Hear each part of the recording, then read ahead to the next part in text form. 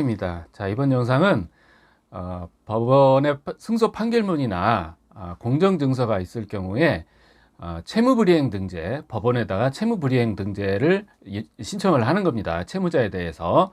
옛날에는 신용불량 등재라고도 했습니다. 그래서 이 채무불이행 등재는 금융권에서, 금융기관에서 하는 채무불이행 등재가 있고, 각 개별 채권자가 승소 판결문이나 공정증서를 가지고 법원에 채무불이행 등재를 신청하는 방법, 이렇게 해서 이제 두 가지로 통상적으로 나뉘게 됩니다. 그래서 보통 이제 일반 채권자들이 할 수 있는 방법은 그 후자인 승소 판결문이나 공정증서를 가지고 법원에 채무불이행 등재를 신청을 하는 방법입니다.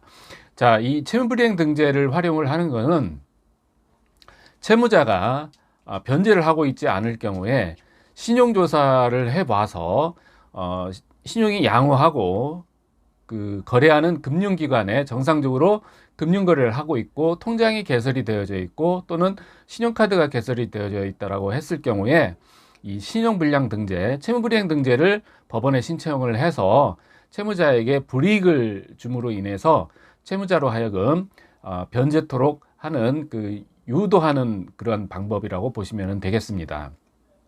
정상적인 사람이 신용거래를 하지 못하고 신용불량자로 등재가 되게 되면은 아무래도 일상생활하는데 굉장히 불이익을 볼 수밖에 없습니다.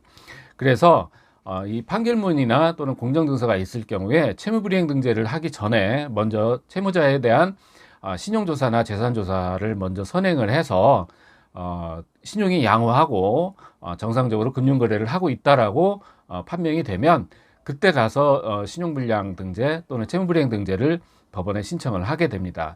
채무불이행 등재를 신청을 하게 되면은 법원에서는 이제 채무자에게 거기에 대해서 소명을 하라고 통지를 하게 됩니다. 그래서 그 통지를 해서 별 특별한 얘기가 없으면 법원에서는 이제 채무불이행 등재를 시키고 채무자에게 통지를 하게 되고, 그리고 각 그 금융연합회에 신용불량이 등재가 됐다라는 것을 통보를 하게 되고, 그 다음에 동네 동사무소, 지방자치하는 그 동사무소에도 채무불이행 등재가 됐다라는 것을 통보를 해주게 됩니다. 자, 그러면 이제 채무자 입장에서 봤을 때는 이제 신용불량자가 되는 거죠. 자, 그러면 채무자 입장에서 보면 이 채무불이행 상태로 신용에 대해서 불이익을 받으면서 생활을 하든가 아니면 채권자에게 이 채무를 변제를 하고 채권자로 하여금 채무불이행 등재를 해제를 하달라고 얘기를 한다든가, 이거 둘 중에 하나가 되겠죠.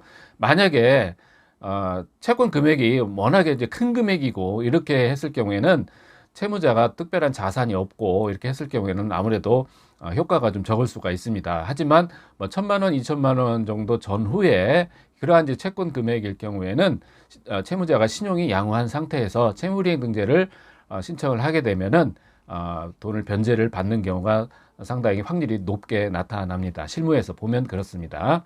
자, 그래서 오늘은 판결문이 있을 경우 또는 공정증서가 있을 경우에 법원에 채무불이행 등재를 어떻게 실시를 하며 거기에 대한 효과는 어떤 건지에 대해서 간략하게 알아보았습니다. 감사합니다.